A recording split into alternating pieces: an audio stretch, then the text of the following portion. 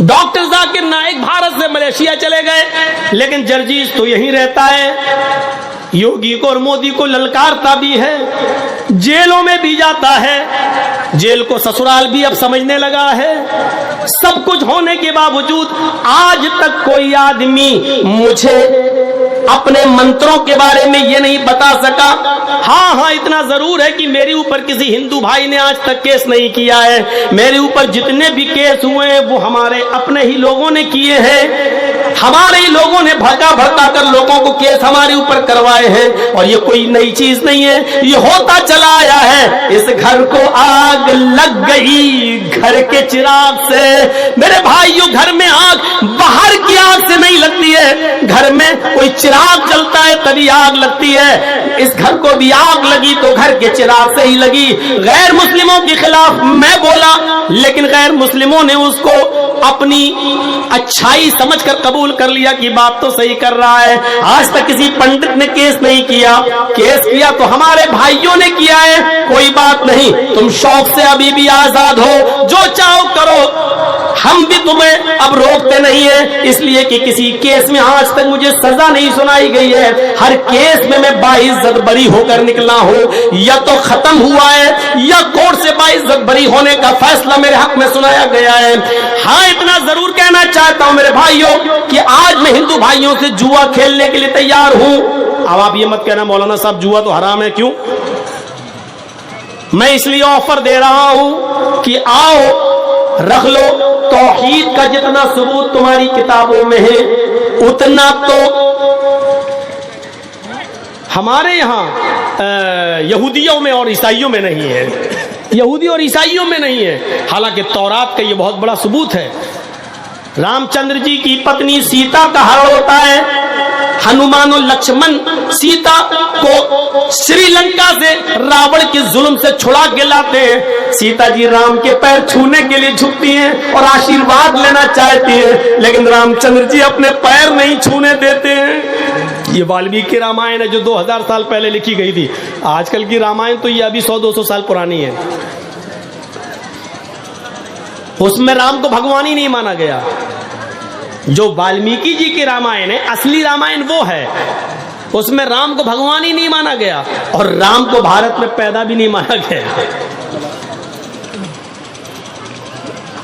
उसमें साफ लिखा है रामचंद्र जी ने अपनी पत्नी सीता को पैर नहीं छूने दिए, उठा लिया और सीता को ललकारते हुए कहा, ये क्या पाप कर रही हो? नहीं, मैं आपको प्रणाम कर रही हूँ, आपको पैर छू रही हूँ। रामचंद्र जी ने कहा, राम रामाय नमः, राम रामाय सत्यम। हाय सीता, मैं तेरा राम हूँ, लेकिन तेरे राम का राम है ऊपर वाला। है सीता, मैं तेरा राम हूं, लेकिन तेरे राम का राम तो ऊपर वाला है। सीता, तू अपने राम को प्रणाम मत कर, बल्कि उस राम के सामने झुक जो तेरे राम का राम है। उस राम को प्रणाम कर जो तेरे राम का राम है।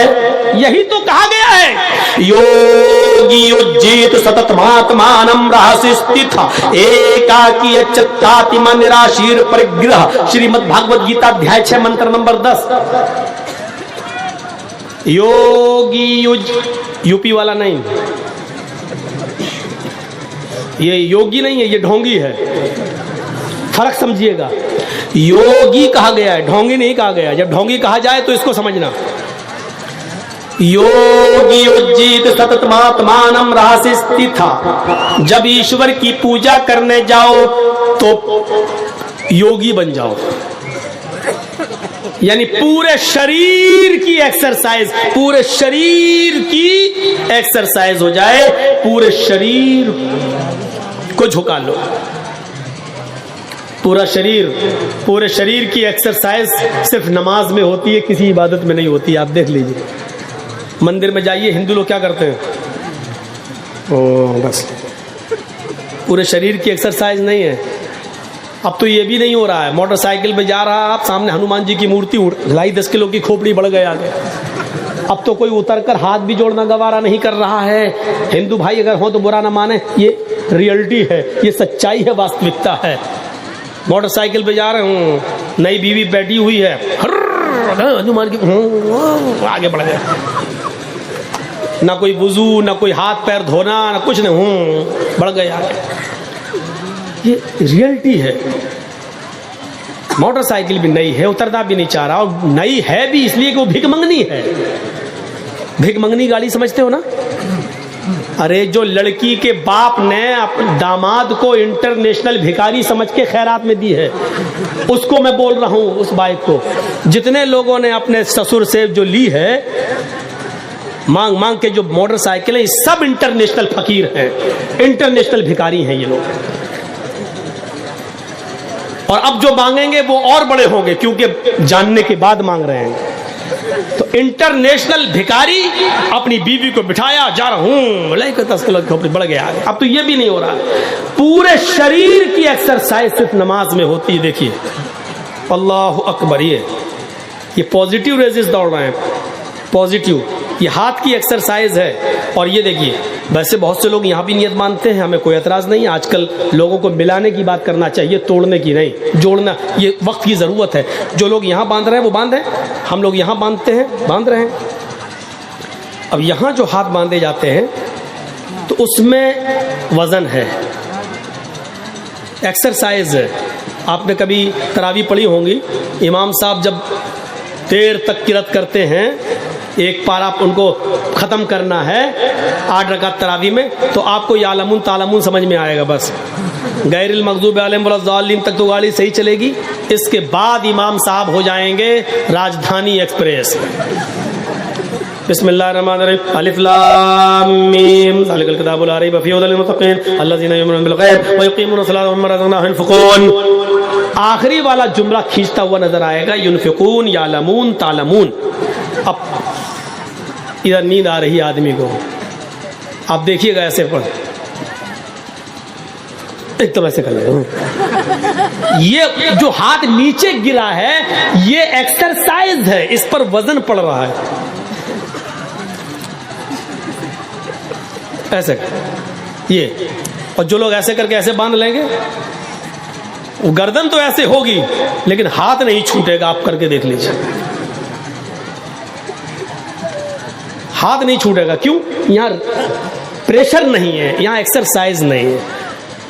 और हिंदू धर्म में भी आप देखिएगा, मूर्ति के सामने जब कोई आदमी खड़ा होगा तो हाथ बांधेगा लेकिन सीने पर। हम लोग ऐसे रख लेते हैं, वो ऐसे रखते हैं, लेकिन रखता सीने ही पर है। ओम भूर्भुवः स्वः तत्सवितुर्वरेण्यं भर्गो देवस्य धीमहि धियो न प्रचोदयात्। ये दिल पे हाथ रखने का मकसद ये होता है कि हम दिल से क्षमा मांगने आए हैं, और जो भक्ति पूजा कर रहे हैं वो है प्रभु, हम दिल से कर रहे हैं। हम लोग भी हाथ सीने पर रखते हैं, उसका मकसद यही है, अल्हम्दुलिल्लाह रब्बिल आलमीन, अल्लाह मैं दिल से गवाही देता हूँ कि सारी तारीफ तेरे लिए है। अर्रहमान रहीम, अल्लाह हम दिल से गवाही देते हैं कि तू बड़ा मेहरबान निहायत रहम करने वाला है। मालिक यौमिद्दीन, हम दिल से तुझे कयामत के दिन का पूरा पूरा मालिक मानते हैं। हर चीज दिल से होती है। तो पूरे शरीर की एक्सरसाइज। अब देखिए, रुकू में कमर सीधी, बल्कि कमर तो इतना सीधा रखने का हुक्म दे दिया गया कि पानी का भरा हुआ लोटा अगर रख दिया जाए या बर्तन गिलास तो गिरने ना पाए। वो अलग बात है कि आजकल तो कौवे की चोंचे मारने वाला होता है नमाज में, अल्लाहु अकबर, वो कौवे की चोंचे आजकल मारी जा रही हैं। एक बार मैं बंगाल में कहीं नमाज पढ़ने के मस्जिद में गया तो मैं वुजू बना रहा था, एक बंगाली बेचारा आदमी आया और मेरे सामने बैठ गया पास में, कहता मौलाना साहब जमात खड़ी, कितनी रकात हो गई है? हम बोले 2 रकात हो गई है। 2 रकात हो गई? उसकी 2 मिल गई, हमारी वुजू बनाते हुए एक और छूट गई। अरे हमारी 3 चली गई, उसकी 2 मिल गई। जबकि वुजू बनाने बैठा था तो 2 निकल चुकी थी, 2 बाकी थी। इतनी जल्दी वुजू बना के गया कि वो दोनों पा गया। आजकल ये मजाक हो रहा है, मजाक ऐसे करके जल्दी से एकदम गया वुजू बना के चला। अल्लाह के रसूल ने वुजू बनाने के लिए भी हुक्म दिया कि मा मिनकुम मिन अहदिन यतवज़्ज़उ फयुहसिनुल वुजू, तुम में से जब भी कोई आदमी वुजू बनाए तो अच्छी तरीके से वुजू बनाए। अच्छी तरीके से वुजू ये होता है दाहिने हाथ की उंगली बाएं हाथ में और बाएं हाथ की उंगली दाएं हाथ में, ये खलाल हो, ऐसे हाथ धुल रहे ये हो, फिर ये और फिर जब आप कुल्ला करें और नाक में पानी डालें तो एक ही चुल्लू पानी में आधा मुंह में ले जाएं और आधा नाक में, ऐसे